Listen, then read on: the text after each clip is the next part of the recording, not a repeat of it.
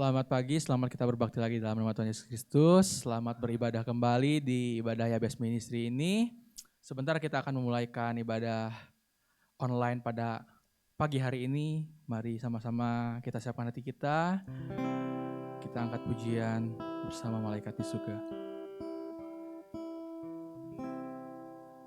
Bersama malaikat di surga, nyanyikan kidung pujian, bermazmur bagimu, muliakan namamu, Yesus. Aku memujimu, tanganku ku angkat padamu, masuk dalam hadiratmu,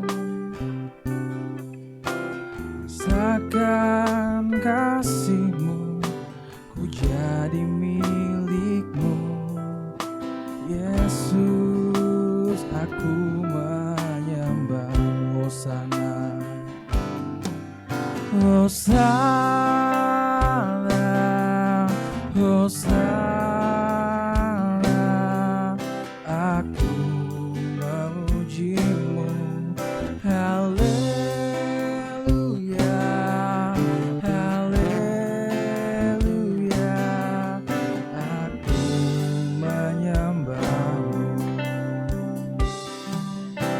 bersama malaikat di surga, nyanyikan kidung pujian,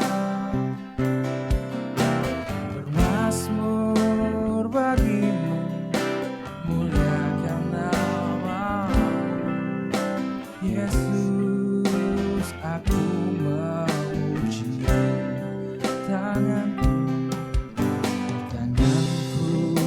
ku angkat padamu, masuk dalam hadiratmu, rasakan kasihmu, ku jadi milikmu, Yesus. Aku menyembahmu, Hosana, Hosana, Hosana. Aku memujimu, haleluya, haleluya. Aku menyembahmu, Hosana, Hosana, Hosana. Aku memujimu, haleluya, haleluya.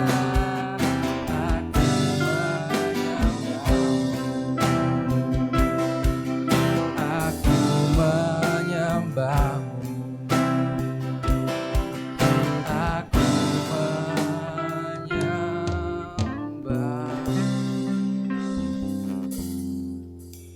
Mari kita bersatu dalam doa. Tuhan yang baik, terima kasih Tuhan kalau pada pagi hari ini Tuhan kembali kami dapat beribadah kembali Tuhan, walau masih dalam keadaan online Tuhan, tapi kami yakin dan percaya Tuhan, hadirat-Mu ada di setiap kami Tuhan, hadirat-Mu ada di rumah kami Tuhan. Sebentar kami akan memulaikan ibadah ini Tuhan, kiranya Engkau yang beracara dari awal, pertengahan hingga akhirnya nanti Tuhan. Kami alaskan doa ini hanya di dalam nama Tuhan Yesus Kristus. Haleluya, amin. Masih ada sukacita ya semuanya yang di rumah? Sebentar kita akan angkat pujian yang pertama, kita angkat lagu pujian Ada Satu Sobatku.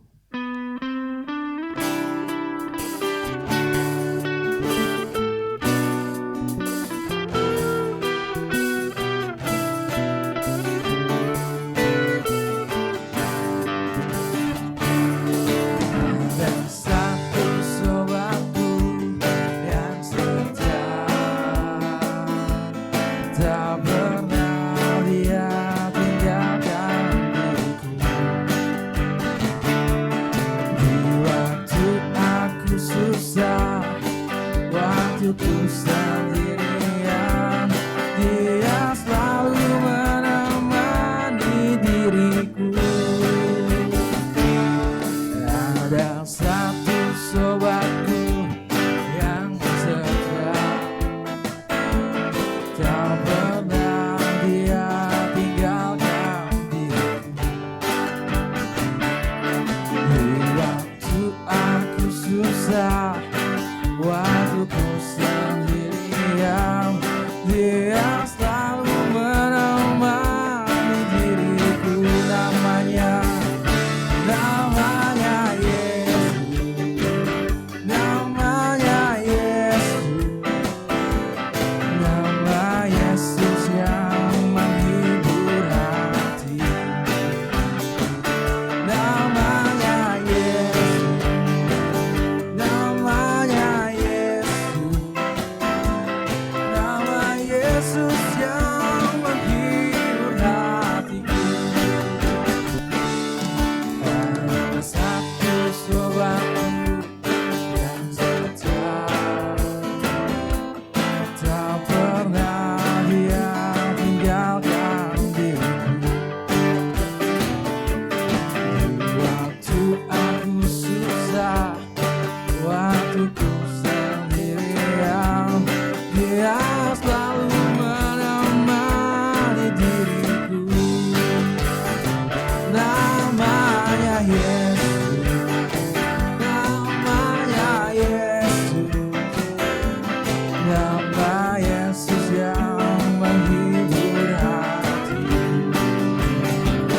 Namanya Yesus, namanya Yesus, nama Yesus yang menghibur hatiku. Namanya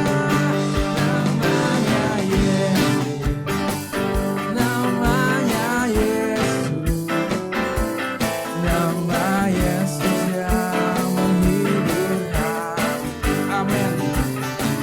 Namanya Yesus, namanya Yesus, nama Yesus yang menghibur hatiku. Nama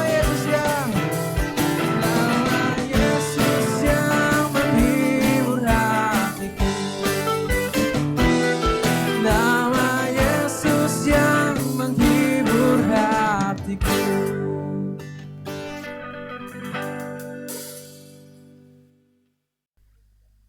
Haleluya, kita lanjutkan pujian, kita angkat bersuka dalam Tuhan.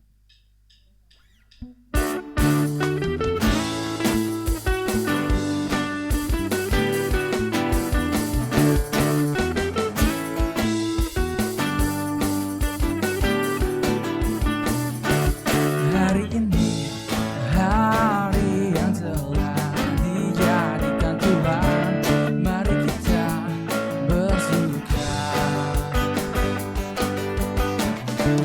Hari ini, hari yang telah dijadikan Tuhan, mari kita bersuka.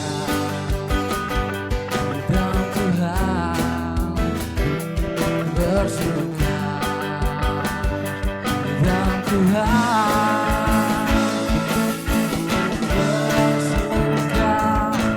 bersuka dalam Tuhan, mari bersuka, bersuka cita lalu bersuka, bersuka dalam Tuhan sekarang bersuka, bersuka cita lalu.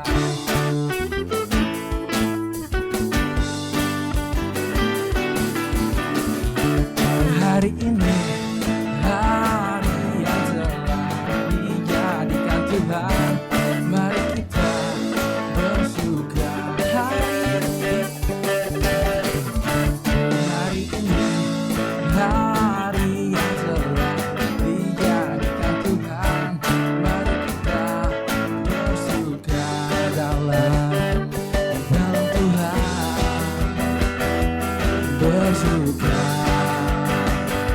di dalam Tuhan, bersuka, bersuka dalam Tuhan, mari bersuka, bersuka citalah, bersuka, bersuka dalam Tuhan sekarang, bersuka, bersuka citalah, bersuka, bersuka dalam Tuhan, mari bersuka, bersuka citalah, bersuka, bersuka dalam Tuhan sekarang, bersuka, bersuka citalah.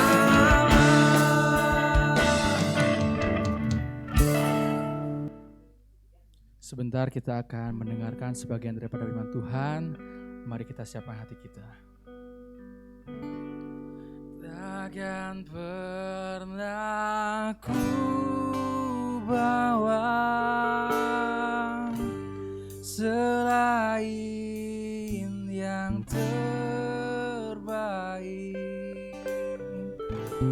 yang harum dan sejati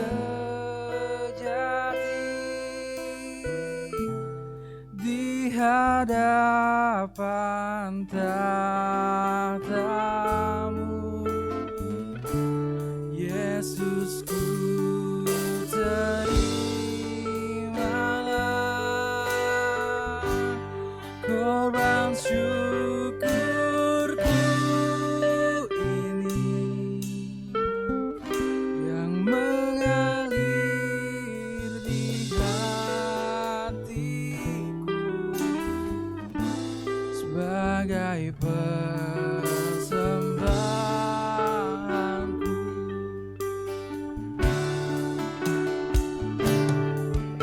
Ku bawa kepadamu,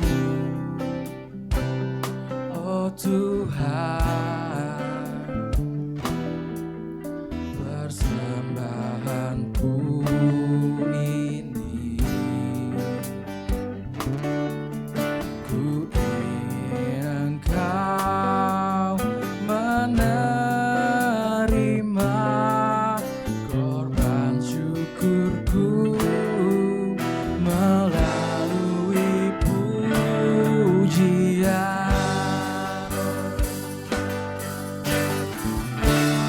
Takkan pernah ku bawa selain yang terbaik,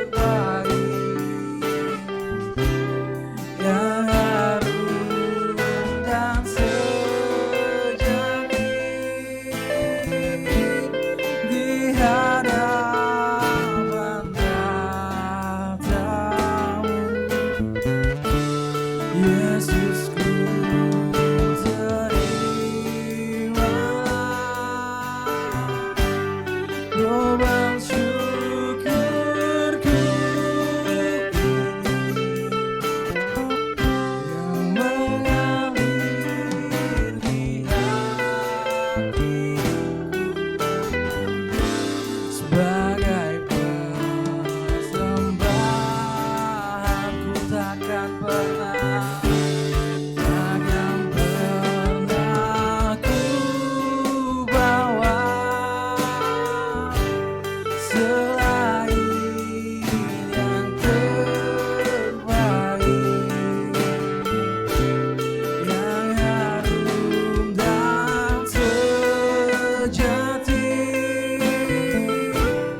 di hadapan tatamu, Yesus, ku terimalah korban syukurku ini yang mengalir di hatiku sebagai persembahan.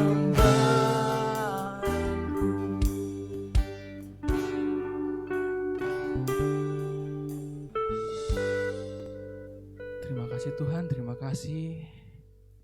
Sebentar kami akan mendengarkan sebagian daripada firman-Mu Tuhan.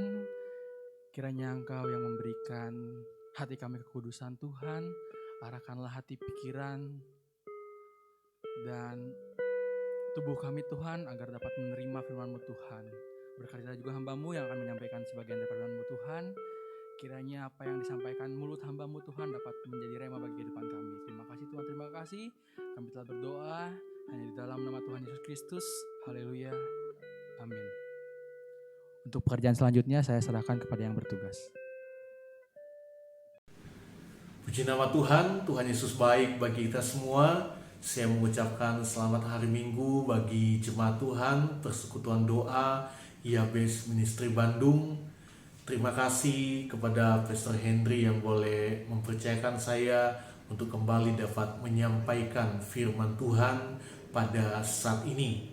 Saya percaya sekalipun kita hanya lewat ibadah online, tapi kita percaya kita punya Tuhan yang besar, Tuhan yang ajaib, Tuhan yang tidak terbatas oleh ruang dan waktu. Dia ada di tempat di mana saya berada saat ini.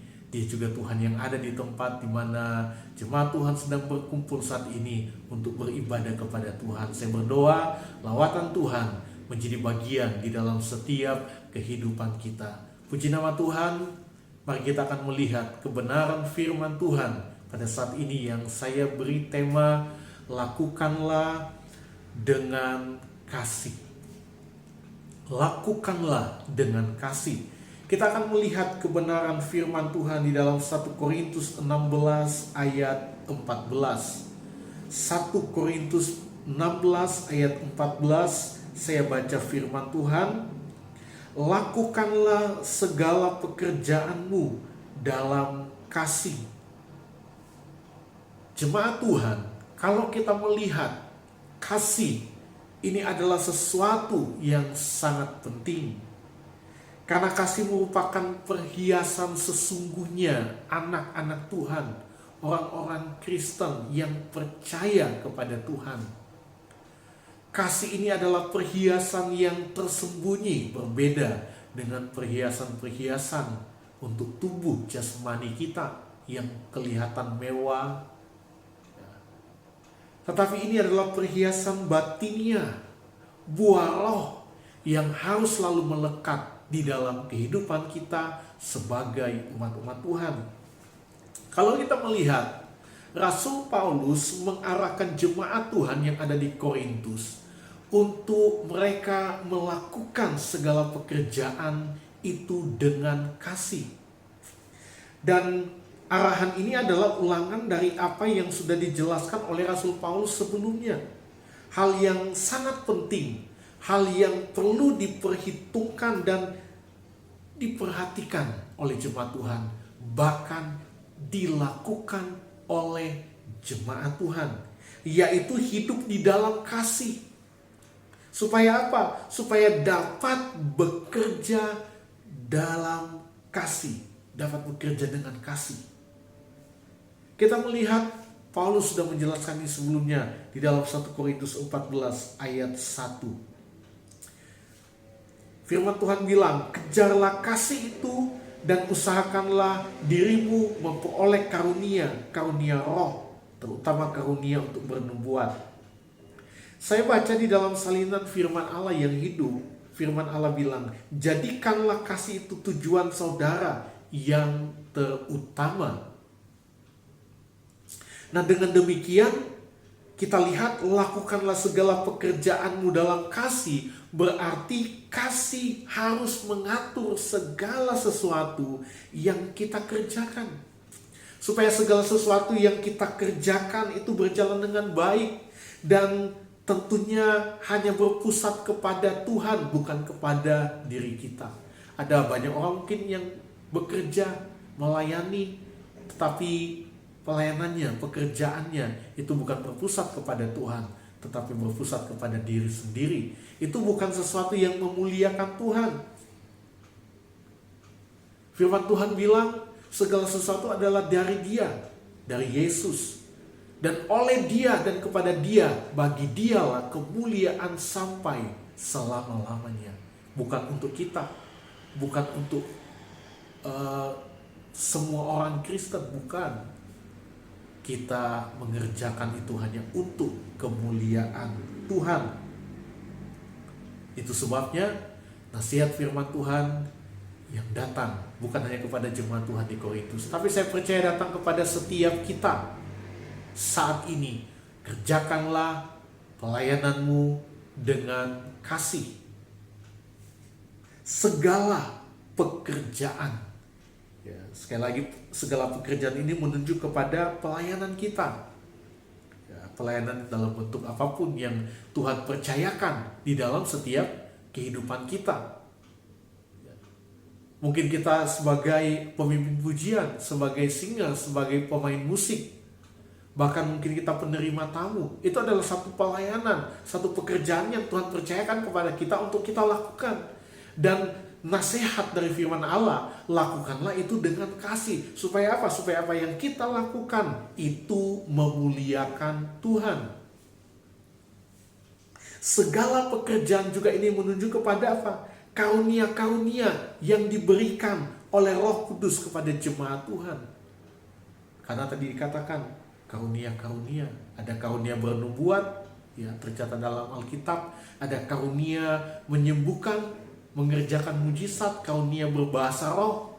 Dan itu karunia-karunia yang menyertai pada saat itu kepada jemaat Tuhan, ya. Dan saya percaya juga karunia-karunia yang terus menyertai kepada gereja Tuhan sampai hari ini. Pada saat itu terjadi begitu banyak mujizat. Kenapa? Karena ada karunia-karunia untuk menyembuhkan, ada karunia untuk mengerjakan mujizat, ada begitu banyak bahasa orang-orang yang berbahasa roh. Ada karunia untuk berbahasa roh yang menyertai jemaat Tuhan pada saat itu. Ada karunia untuk bernubuat, dan itu menyertai jemaat Tuhan pada saat itu. Namun sekali lagi kalau kita lihat, segala sesuatu itu sia-sia tanpa didasari dengan kasih. Pelayanan-pelayanan, karunia-karunia Roh Kudus itu memang sangat penting dan sangat-sangat dibutuhkan dalam kesatuan tubuh Kristus, yaitu kita sebagai umat-umat Tuhan. Namun sekali lagi, tanpa dasar kasih semuanya sia-sia, semuanya tidak ada faedahnya. Di dalam 1 Korintus 13 ayat 1 sampai ayat 3 firman Tuhan bilang, 1 Korintus 13 ayat 1, 2, dan 3. Sekalipun aku dapat berkata-kata dengan semua bahasa manusia dan bahasa malaikat, tetapi jika aku tidak mempunyai kasih, aku sama dengan gong yang berkumandang dan canang yang gemerincing. Sekalipun aku mempunyai karunia untuk bernubuat dan aku mengetahui segala rahasia dan memiliki seluruh pengetahuan, dan sekalipun aku memiliki iman yang sempurna untuk memindahkan gunung, tetapi jika aku tidak mempunyai kasih, aku sama sekali tidak berguna. Dan sekalipun aku membagi-bagikan segala sesuatu yang ada padaku, bahkan menyerahkan tubuhku untuk dibakar, tetapi jika aku tidak mempunyai kasih, sedikit pun tidak ada faedahnya bagiku. Kita lihat apa yang dikatakan oleh firman Allah. Sekalipun kita bisa berbahasa malaikat, sekalipun kita bisa melakukan mujizat, menyembuhkan orang, berbahasa roh, kita bahkan dalam pelayanan kita memberikan diri kita rela untuk dibakar, menderita. Tapi kalau tidak ada dasar kasih, maka firman Tuhan katakan itu tidak ada artinya, tidak ada faedahnya. Jadi kita lihat bagaimana peran dari kasih itu sangat penting di dalam setiap pelayanan kita, dalam setiap pekerjaan yang Tuhan percayakan pada kita. Apapun yang kita kerjakan dalam hidup kita, semuanya dilakukan dengan kasih. Itu nasihat dari firman Allah. Kasih, kasih itu sangat penting. Firman Allah mencatat kasih itu yang terutama dan yang paling utama. Kasih kepada Allah dan kasih kepada kita sesama manusia. Nah, kita lihat mengapa kasih itu begitu penting dalam segala hal. Yang pertama, Karena kasih tidak berkesudahan. Kalau kita melihat lagi di dalam 1 Korintus 13 ayat 8, firman Tuhan katakan, kasih tidak berkesudahan, nubuat akan berakhir, bahasa roh akan berhenti, pengetahuan akan lenyap. Tetapi kasih itu tidak akan pernah berhenti. Kasih itu tidak akan lenyap. Kasih itu tidak akan pernah gagal. Kasih tidak berkesudahan.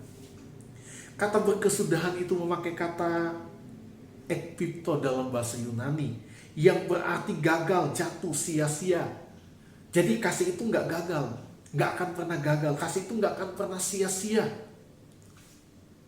Kita mengerjakan segala sesuatu dengan kasih, maka itu tidak akan pernah sia-sia.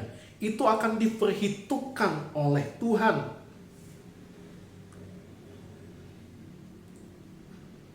Karena kasih itu adalah tetap. Dalam hal ini adalah kasih itu bersifat kekal, abadi. Karena kasih itu adalah Allah sendiri. Dan apa yang dikatakan oleh firman Tuhan dalam 1 Yohanes 4 ayat 8. Barang siapa tidak mengasihi, ia tidak mengenal Allah, sebab Allah adalah kasih. Ayat 16, kita telah mengenal dan telah percaya akan kasih Allah kepada kita. Allah adalah kasih, dan barang siapa tetap berada di dalam kasih, ia tetap berada di dalam Allah dan Allah di dalam dia. Kasih itu kekal, karena kasih itu adalah Allah sendiri. Kasih tidak akan pernah berkesudahan. Itu sebabnya pekerjaan-pekerjaan yang kita lakukan didasari dengan kasih, kita lakukan dengan kasih, maka itu tidak akan pernah sia-sia. Itu akan selalu diperhitungkan oleh Tuhan. Sekali lagi, karena kasih tidak berkesudahan. Segala sesuatu akan berakhir, tetapi kasih tidak akan pernah berakhir. Yang kedua, kita lihat mengapa kasih begitu penting dalam segala hal, dalam setiap apapun yang kita kerjakan. Yang pertama, kasih tidak berkesudahan. Yang kedua, kasih menyempurnakan. Kita lihat 1 Korintus 13 ayat 9 dan ayat 10. Sebab pengetahuan kita tidak lengkap dan nubuat kita tidak sempurna. Tetapi jika yang sempurna tiba, maka yang tidak sempurna itu akan lenyap. Kita lihat di ayat 9, firman Tuhan bilang, sebab pengetahuan kita tidak lengkap dan nubuat kita tidak sempurna. Pengetahuan tidak lengkap, nubuat tidak sempurna, kata firman Allah. Ini menunjuk kepada kesanggupan kita dalam melaksanakan pekerjaan yang Tuhan percayakan kepada kita. Karena tanpa kasih, pekerjaan itu tidak sempurna. Tanpa kasih, pekerjaan itu tidak lengkap. Karena hanya kasih yang dapat menyempurnakan itu.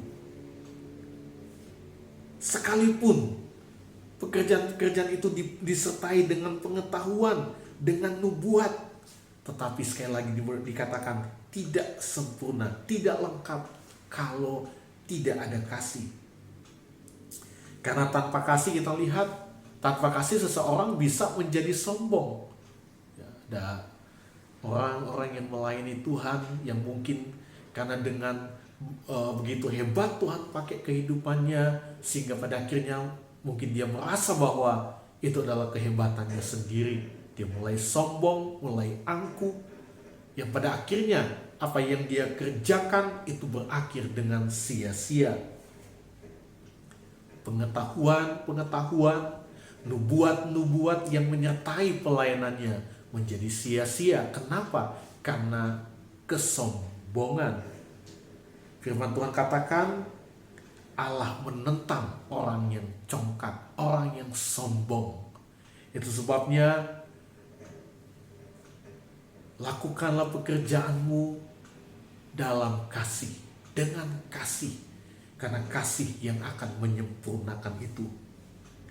Nah, kita lihat seperti apa bentuk dari kasih itu. Di dalam 1 Korintus pasal 13 ayat 4 sampai ayat 7. Inilah bentuk dari kasih itu yang harus menyertai di dalam setiap pelayanan kita kepada Tuhan. Firman Tuhan katakan kasih itu sabar, kasih itu murah hati, ia tidak cemburu, ia tidak memegahkan diri dan tidak sombong, ia tidak melakukan yang tidak sopan dan tidak mencari keuntungan diri sendiri. Ia tidak pemarah dan tidak menyimpan kesalahan orang lain. Ia tidak bersukacita karena ketidakadilan, tetapi ia bersukacita karena kebenaran. Ia menutupi segala sesuatu, percaya segala sesuatu, mengharapkan segala sesuatu, sabar menanggung segala sesuatu. Bentuk dari kasih yang pertama kita lihat adalah sabar. Dalam bahasa Yunani memakai kata makrotumeo yang berarti bersabar hati, tahan diri untuk tidak marah. Ya, ini kesabaran terhadap orang-orang yang mungkin menyusahkan kita. Saya kira ada banyak orang yang mungkin menyusahkan Bapak Ibu, ya, menyusahkan jemaat Tuhan ya secara pribadi. Mungkin orang-orang yang ada dari luar, mungkin sebagai pengusaha, karyawan-karyawan menyusahkan kita, sebagai pemimpin, mungkin anak buah menyusahkan, atau mungkin orang-orang terdekat menyusahkan, mungkin adik kakak menyusahkan kita, mungkin orang tua menyusahkan kita, atau anak-anak menyusahkan orang tua. Banyak hal yang kita alami dalam hidup ini yang mungkin bagi kita menyusahkan. Tetapi kita lihat kasih itu sabar, yang berarti dia harus tahan diri untuk tidak marah. Bukan berarti kita nggak boleh marah. Yesus pun pernah marah ketika melihat bait Allah dijadikan tempat jual beli, tempat berdagang. Bukan berarti kita nggak boleh marah, tapi jangan sampai amarah kita membawa kita kepada dosa. Jangan sampai amarah kita membuat kita menjadi orang-orang yang berdosa di hadapan Tuhan.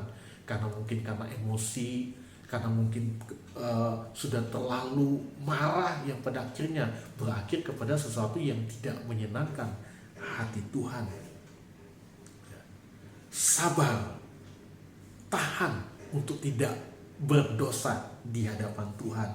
Di dalam 1 Tesalonika 5 ayat 14 bilang, kami juga menasihati kamu, saudara-saudara, tegurlah mereka yang hidup dengan tidak tertib, hiburlah mereka yang tawar hati, belalah mereka yang lemah, sabarlah terhadap semua orang. Perkataan terakhir dikatakan, sabarlah terhadap semua orang. Sabar terhadap semua orang. Kesabaran yang pernah Yesus tunjukkan dalam kehidupannya ya, selama Yesus melayani di dunia ini ya, bagaimana dia menunjukkan kesabaran yang sebenarnya, karena inilah kasih itu. Kita lihat di dalam 2 Petrus 3 ayat 9, kesabaran dari Yesus kepada semua orang ya. 2 Petrus 3 ayat 9. Tuhan tidak lalai menepati janjinya, sekalipun ada orang yang menganggapnya sebagai kelalaian.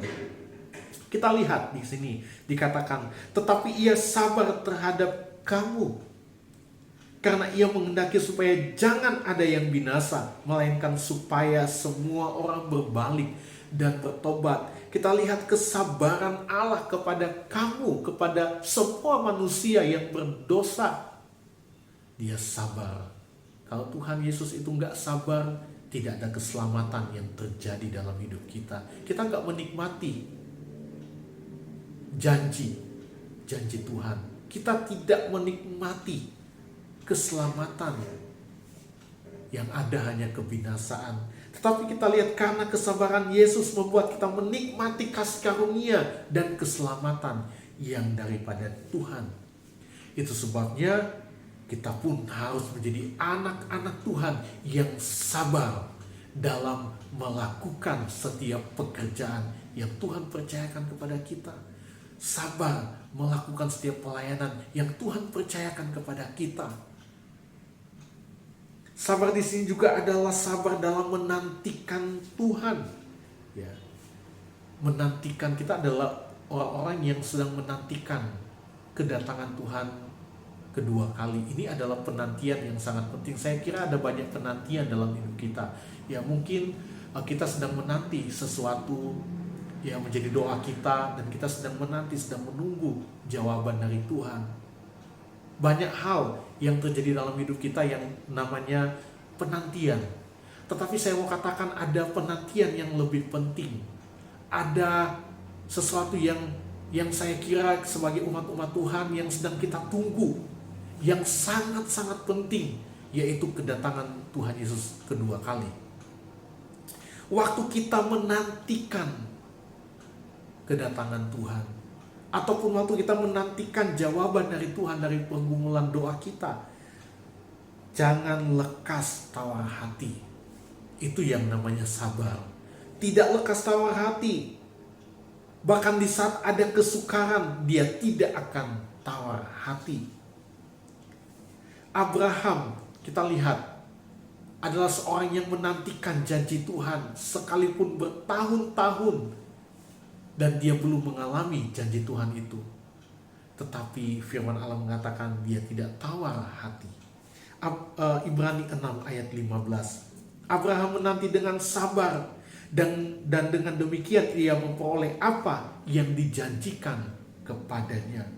Bagaimana dia menantikan janji Tuhan? Dia tidak menjadi lemah, sekalipun pada saat itu ada banyak hal yang akan membuat dia untuk menjadi lemah. Ada begitu banyak tekanan-tekanan yang dia alami, baik dari dalam, dari luar, yang ingin melemahkan imannya kepada Tuhan. Tetapi kita lihat dia sabar dalam menantikan janji Tuhan. Dan firman Allah katakan dia menikmati janji Tuhan. Bapak Ibu, jemaat Tuhan, mari melayani Tuhan itu butuh kesabaran. Sabar. Maka kita akan melihat kemuliaan Tuhan itu dinyatakan dalam setiap kehidupan kita. Yang kedua, kita lihat bentuk dari kasih itu adalah murah hati. Dalam bahasa Yunani ditulis dengan kata kresteumai, yang berarti baik hati. Tindakan yang penuh kebaikan kepada orang lain dalam hal saling membantu, saling menguatkan. Saya percaya kita adalah jemaat-jemaat Tuhan yang harus saling membantu satu dengan yang lain. Harus saling menguatkan satu dengan yang lain. Pelayanan kita harus disertai dengan yang namanya murah hati. Itu sebabnya sekali lagi, sia-sia, tidak ada faedahnya pelayanan kita kalau tidak ada yang namanya murah hati. Harus ada murah hati.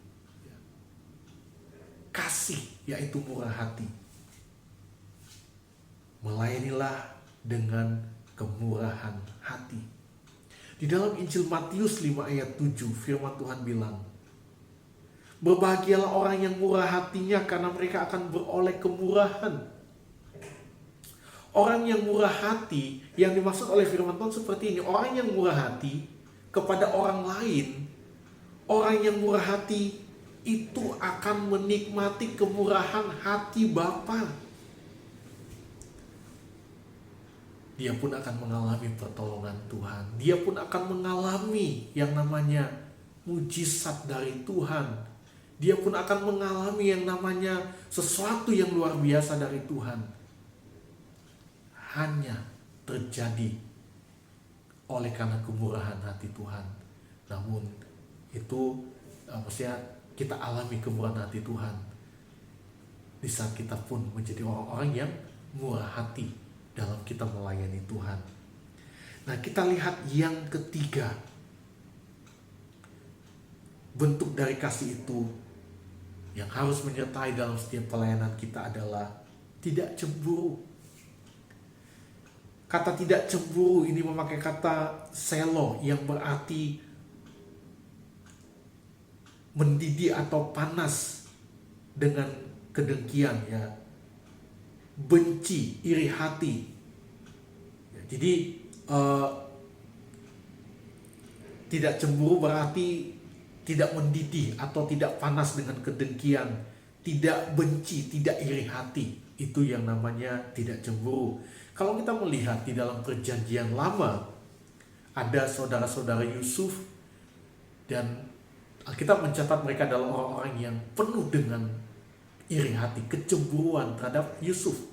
Nah, kita lihat akibat dari kecemburuan, akibat dari iri hati yang mendidih, yang panas, dengan kedengkian dari saudara-saudara Yusuf, kejahatan terjadi. Sekalipun memang Tuhan punya rencana terhadap Yusuf, dan rencana dari Tuhan untuk membawa Yusuf kepada sesuatu yang luar biasa, itu diawali dengan kejadian-kejadian yang mungkin tidak menyenangkan bagi Yusuf. Tetapi kita lihat bahwa saudara-saudara Yusuf penuh dengan kedengkian. Mereka penuh dengan amarah, iri hati terhadap Yusuf. Ya, kita belajar dari ini, yang pada akhirnya itu membawa mereka kepada kejahatan.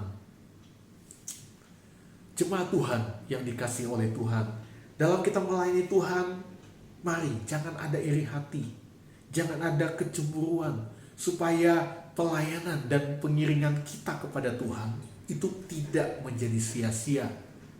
Buat apa kita cemburu? Buat apa kita iri hati? Lakukanlah segala sesuatu dengan kasih. Tuhan yang perhatikan, Tuhan yang akan memberkati setiap kehidupan kita. Bentuk dari kasih yang berikut adalah tidak memegahkan diri. Tidak memegahkan diri berarti tidak membanggakan diri, tidak menyombongkan diri sendiri karena merasa lebih hebat mungkin dari orang lain sehingga dia mulai sombong. Ya, tadi saya sudah menjelaskan tentang kesombongan. Tapi kita lihat, jangan sampai pelayanan itu disertai dengan memegahkan diri, merasa bahwa kita hebat lebih dari orang lain. Jangan ada kesombongan dalam melayani dan mengiring Tuhan. Kita lihat bentuk dari kasih yang berikut adalah sopan. Ia tidak melakukan yang tidak sopan, kata firman Tuhan. Yang berarti tidak melakukan perbuatan buruk yang tidak pantas, yang tidak melakukan sesuatu yang tidak pantas, tidak mengucapkan yang jahat, tidak melakukan yang jahat. Jangan menjadi anak Tuhan yang buruk kelakuannya, buruk perkataannya, itu tidak berkenan di hadapan Tuhan. Buat apa kita melayani Tuhan kalau ucapan kita buruk, tidak sopan? Buat apa kita melayani Tuhan kalau tindakan-tindakan kita buruk, tidak sopan, tidak berkenan di hadapan Tuhan? Itu sia-sia pelayanan kita. Dan yang berikut kita lihat bentuk dari kasih adalah tidak mencari keuntungan diri sendiri. Artinya tidak hanya mencari kebahagiaan sendiri dengan melukai dan merugikan banyak orang. Mungkin banyak hal yang terjadi seperti itu. Untuk kebaikan, untuk kebahagiaan diri sendiri, pada akhirnya ada orang-orang lain yang dijadikan korban. Mungkin seorang pengusaha untuk kebahagiaan, untuk kesuksesan usahanya, tetapi ada orang-orang yang harus dikorbankan, yang harus menderita, ya, padahal tidak seharusnya seperti itu. Jadi kita mengorbankan kebahagiaan orang lain untuk kebahagiaan kita, tidak mencari keuntungan diri sendiri. Kita lihat bentuk kasih yang berikut adalah tidak menyimpan kesalahan orang lain. Dalam hal di sini adalah kasih itu berani untuk mengampuni. Buat apa kita melayani Tuhan kalau kita tidak bisa mengampuni orang lain? Itu percuma pelayanan kita. Tidak ada artinya pelayanan kita. Tuhan mau kita menjadi orang-orang yang mampu mengampuni. Mungkin jemaat Tuhan bisa katakan, pendeta berkata, ya itu mungkin bagi pendeta itu sangat mudah untuk berkata mengampuni. Tapi bagaimana ketika ada pada posisi kami yang mungkin sedang mengalami hati yang terluka? Ya. Memang berat, saya mau katakan memang berat. Untuk mengampuni itu berat. Siapa bilang mengampuni itu gampang? Berat mengampuni, tidak mudah untuk mengampuni. Tetapi sekali lagi, ini adalah nasihat firman Allah. Kita harus mengampuni. Jangan kita terintimidasi oleh kuasa-kuasa kegelapan yang melemahkan kita sehingga kita terus tenggelam dalam kebencian. Tidak ada hati yang untuk mengampuni. Sekali lagi saya mau katakan, tidak ada artinya pelayanan kita kalau kita tidak bisa mengampuni orang lain. Kita mau berbicara kasih, tapi kita nggak mengampuni, itu percuma. Nah, kita lihat yang berikut, bentuk dari kasih itu, ia tidak bersukacita karena ketidakadilan. Jadi yang di sini kita lihat, kasih itu mengutamakan kejujuran dan menghendaki kebenaran. Melayanilah dengan kejujuran dan keadilan dan kebenaran. Jangan sampai kita melayani Tuhan dengan ketidakadilan. Jangan sampai kita melayani Tuhan tanpa kejujuran, tanpa kebenaran. Kebenaran Allah. Percuma. Sekali lagi saya katakan itu sia-sia di hadapan Tuhan. Kita lihat bentuk kasih yang selanjutnya adalah ia menutupi segala sesuatu. Dalam hal di sini adalah tidak suka menceritakan kejelekan orang. Buat apa kita ceritakan kejelekan orang? Orang mau cerita kita, terserah dia. Semua manusia tidak ada yang sempurna. Semua kita masih ada kekurangan. Tapi buat apa kita saling menceritakan kekurangan kita? Kita masih punya kekurangan, tetapi kita menceritakan kekurangan orang lain. Buat apa? Itu tidak ada faedahnya untuk pelayanan kita. Terkadang kita merasa bahwa kita sempurna, padahal kita mungkin lebih banyak kekurangan daripada orang yang sedang kita ceritakan kejelekannya. Kita mungkinlah lebih banyak kejeleknya kita daripada orang yang sedang kita ceritakan kejelekannya. Kasih itu tidak menjelekan orang lain. Dan inilah yang harus menyertai dalam setiap pelayanan kita. Ini yang harus menjadi dasar di dalam setiap pekerjaan kita. Supaya pekerjaan, pelayanan kita itu berkenan di hadapan Tuhan. Bentuk dari kasih yang selanjutnya adalah mengharapkan segala sesuatu. Yang berarti berharap bahwa semuanya akan baik-baik saja.